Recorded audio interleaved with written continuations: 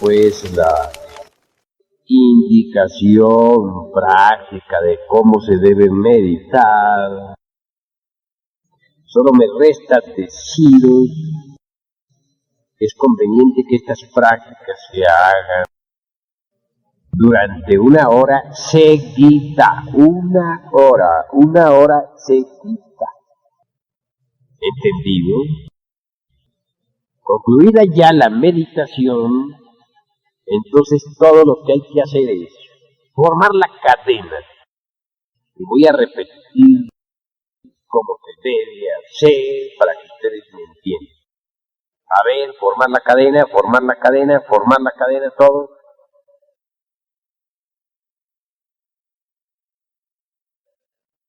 Irradiemos amor, que todos los seres sean felices.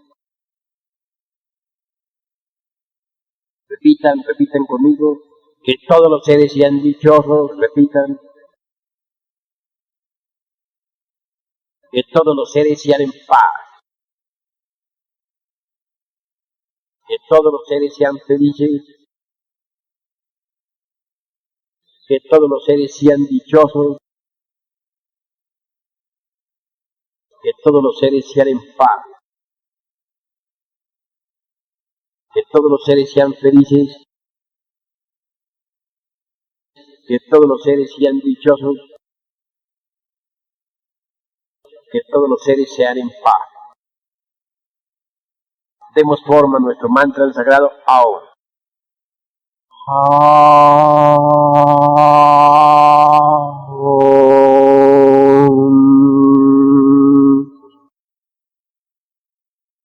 Sat, Sat, San, Pam, Pa.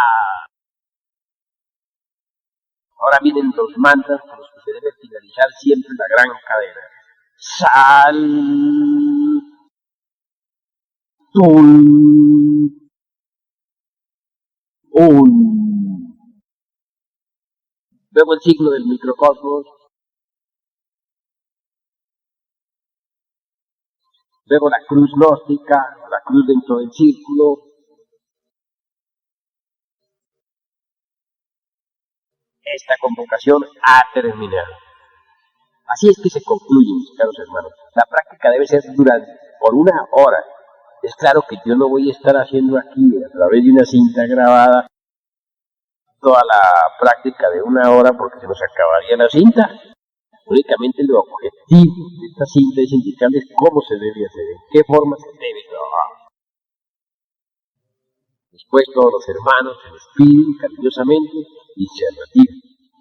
Así es como se trabaja. Así es como debe funcionar siempre la tercera cámara.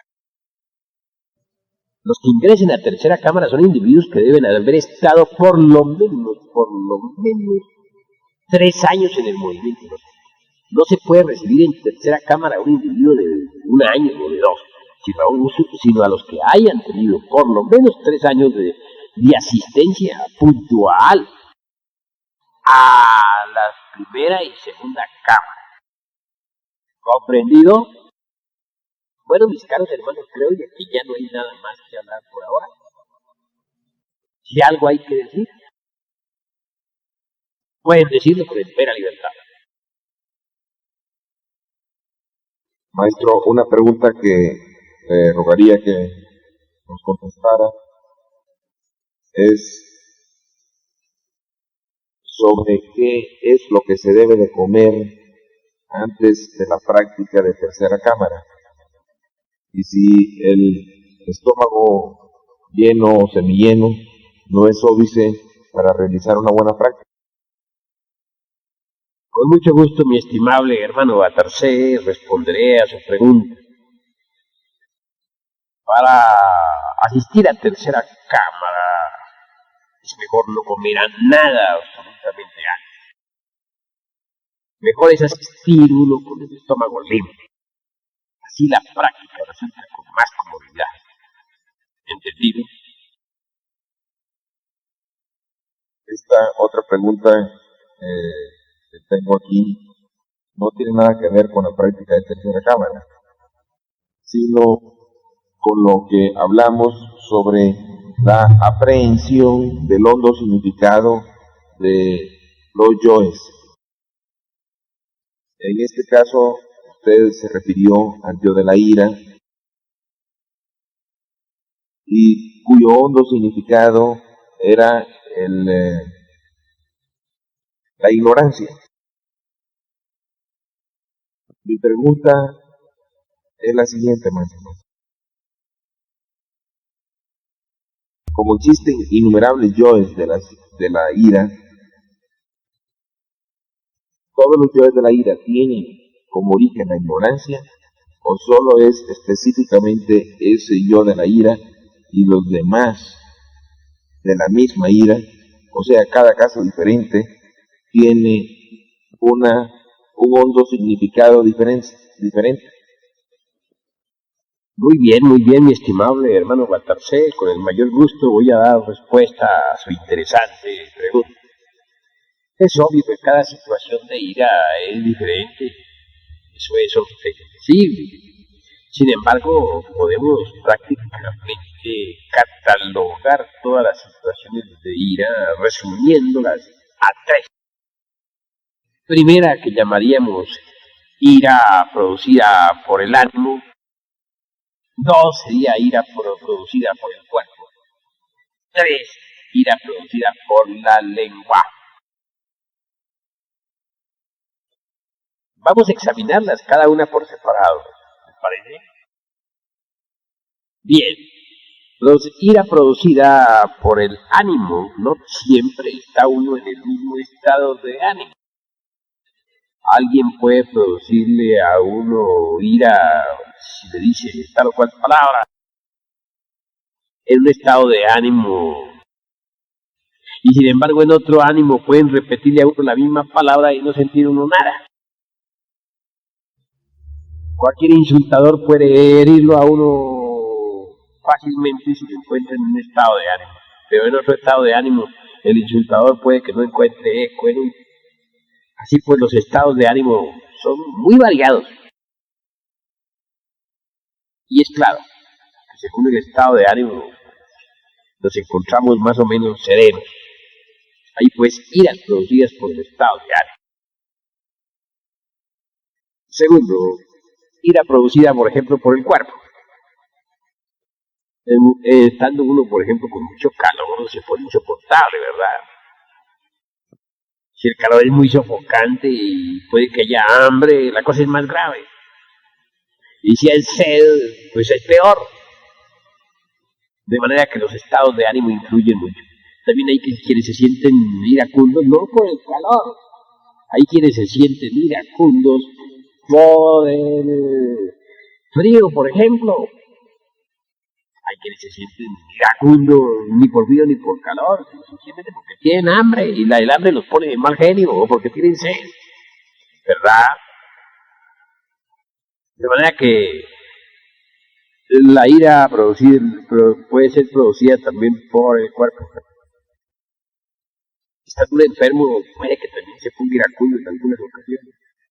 Puede que un dolor de muela le dé a uno ganas de dar golpes. En fin, es otro estado. Hay iras producidas por la lengua. Sí, la lengua viperina de las devotas es terrible, ¿verdad? Los enredos de las comadres, los compadres, sobre todo las comadritas son un problema. Bueno, naturalmente aquello del dicen que se dice, la calumnia, en fin, todo eso pues puede provocar ira producida por la lengua. Ahora, la lengua de uno también puede iracunda responder con palabras hirientes, ¿verdad? De manera que la ira de la lengua, observenla. Qué curioso, resulta de lengua a lengua. Nos insultan e insultamos, nos hieren y herimos. Usamos la palabra de esa forma, mal usada, ¿verdad? Pero así es la humanidad. Bueno, la ira, pues vean ustedes, tiene tantas facetas. Cada situación de ira es diferente, pero todos los aspectos de la ira se reducen a tres. Mejor hablemos, mencionemos esos tres en una forma un poquito más ordenada. Cuerpo, ánimo, lengua. ¿Entendido? Aprender la honda significación de todo eso es importante. Por ejemplo, los calumnian. Y claro, si nuestro estado de ánimo no está muy bueno, nos sentimos ofendidos. Y reaccionamos violentamente. Interesante sería después comprender. Y además de comprender, llegar a captar la honda significación. Cuando captamos la honda significación, cambia el panorama. Puede que aquel que nos ha calumniado o que nos ha insultado sea una víctima nuestra. Sí, puede haber sido víctima nuestra en una pasada reencarnación. Puede que nosotros hayamos herido a aquella persona y ahora está reaccionado con nosotros, vengándose, aunque en forma inconsciente. En este caso es un karma que nosotros no habíamos entendido, pero cuando ya lo entendimos, entonces hemos capturado su honda significación. Sería muy largo extenderse todos estos detalles, pero ya lo saben, si hay algo más que aclarar, pues pueden preguntar, mis caros hermanos. Maestro, dijo usted que la comprensión no era de la mente, y luego en otra parte nos dijo algo acerca de la comprensión intelectiva. ¿Cómo es eso, maestro? ¿Me puede explicar? Bueno, mi caro hermano, aparentemente hay una contradicción, ¿verdad? Sin embargo, subraye usted la palabra intelectiva. Subraye, vaya al fondo. Yo quiero ante todo que comprenda usted a fondo el significado de todo esto. Cuando dije comprensión intelectiva, no me limité realmente a intelecto. No, quise ir más allá del mero intelecto. Por eso le digo subrayo. Pero como el intelecto naturalmente es el instrumento de manifestación aquí en el mundo físico, porque sirve de vehículo a la conciencia. Aunque está prisionero dentro del mismo intelecto, siempre sirve de vehículo. Naturalmente, por eso hablé de información o de comprensión intelectiva. Lo hablé, dijéramos, en una forma convencional. Porque la comprensión, repito, y subrayo, no es intelectiva. Pero aclaro, el intelecto sirve de instrumento a la conciencia. Naturalmente, sirve cuando quiere servir, ¿no? Cuando uno logra dominar la mente. Desgraciadamente, son muy pocos los que saben dominar la mente. ¿Entendido?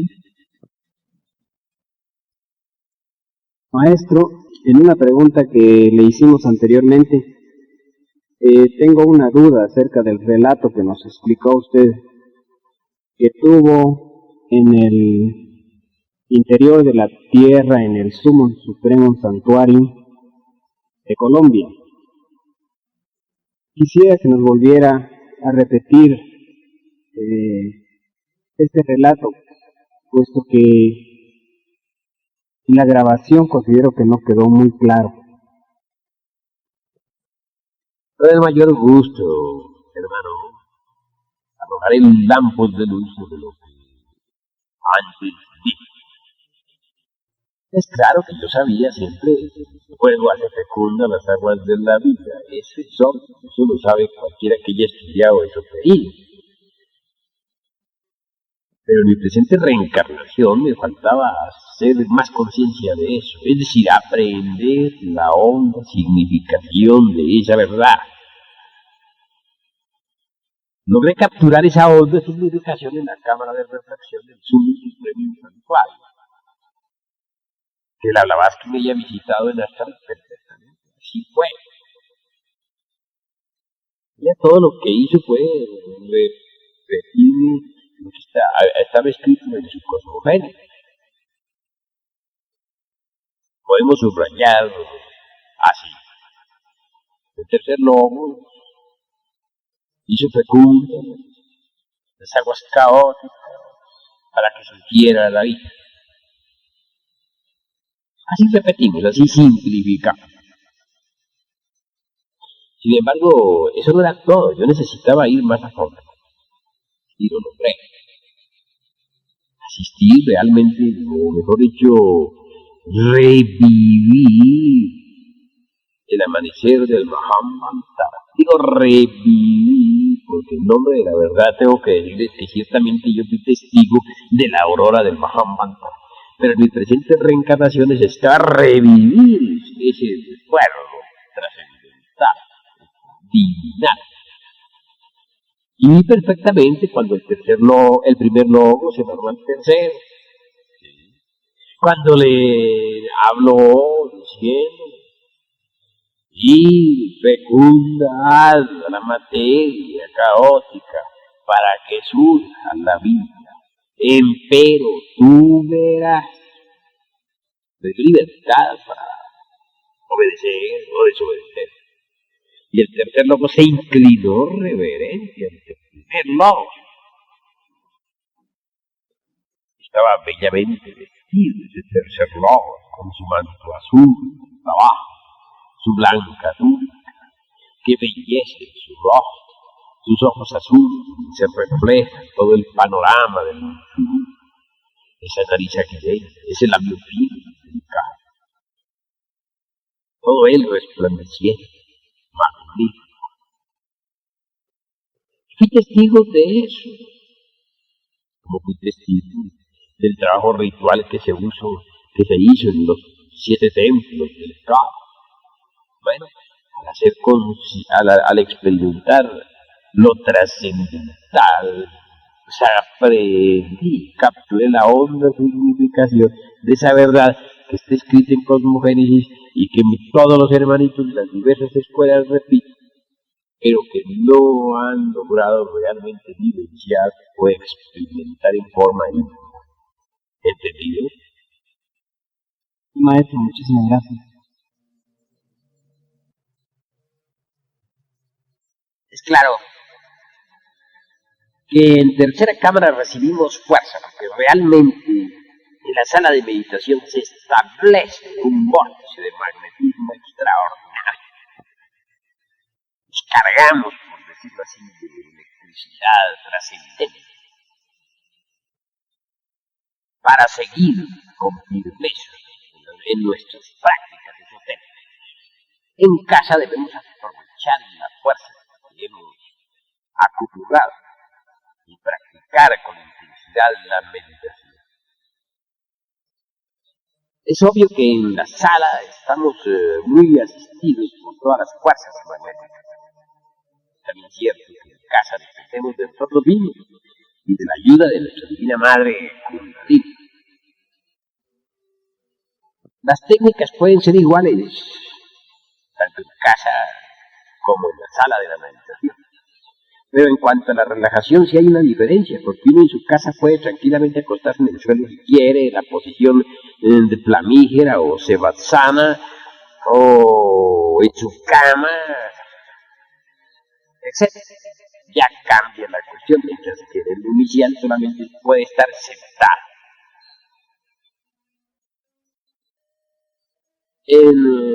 En cuanto al estudio sobre nuestros defectos psicológicos, estudios del mí mismo para disolverlo, bueno, también pueden hacerse en tercera cámara meditaciones de este tipo.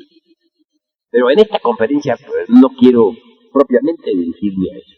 Únicamente quiero decirles a ustedes que en casa pueden uno meditar profundamente en los yoes. Es decir, primero descubre un defecto y luego trata de comprenderlo a través de la meditación, etcétera, etcétera, etcétera, en casa. Mas no quiero, como te digo, enfrascarme en este asunto hoy, porque el objetivo de esta plática es la meditación de tercera cámara, y el temario que hoy estamos estudiando es el de la quietud y silencio de la mente. Para no confundirlos, no quiero mezclar una cosa con otra. Maestro, disculpe, si uno en tercera cámara, por decirlo así, se durmiese completamente en su cuerpo físico, pero tuviera una experiencia en el astral, sea pues que uno se encontrase en cualquier lugar del astral, ya sea con conciencia o sin conciencia, pero que uno trajera vívidamente el recuerdo. Puede considerarse tal experiencia en el astral como éxtasis. Bueno, mi caro mano, este es un éxtasis de tipo muy inferior, ¿verdad? Porque el viaje por el mundo meramente astral es el más inferior, o casi el más inferior de los viajes. Eso es claro. Considérelo como un tipo de éxtasis inferior. Nada más. Sin embargo, ha habido un desdoblamiento en este caso, y un desdoblamiento concreto, exacto. Un desdoblamiento que debe ser tenido en cuenta porque es un principio, es un comienzo. Nunca he podido tratar de entrar de una vez a lo más alto sin haber pasado por lo más bajo, ¿verdad? Bueno, eso es todo. Entonces, maestro, ¿en qué se diferencia ¿en qué podemos diferenciar una experiencia en el astral de una experiencia en el mental o en el causal o en el mundo espiritual? Bueno, naturalmente, en los distintos grados de esplendor. En eso está la diferencia. Hay experiencias muy inferiores, como las del astral, un poquito más elevadas, como las del mental, donde hay más esplendor. Pero realmente, mis caros hermanos, lo que nosotros debemos proponernos es libertarnos de la mente, libertarnos de la materia. El astral es materia y el mental es materia.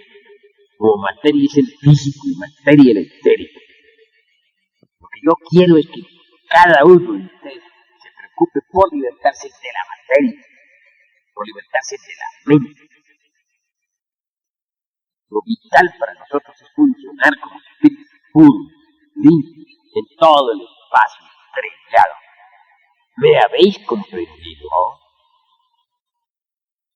Maestro, aquí tengo una última pregunta con usted. Dispénseme, ¿a qué se debe la falta de recordatorio de algunas experiencias en meditación? Con el mayor gusto respondo a su pregunta, mi estimable hermano Batarse. La falta de recuerdo de las experiencias místicas en meditación no sería otra cosa sino la falta de despertar de la conciencia. Cuando uno está bien despierto no se olvida de nadie, recuerda todas sus experiencias íntimas con entereza. Eso es todo. Muchas gracias, maestro. Fácil de Samael aún veo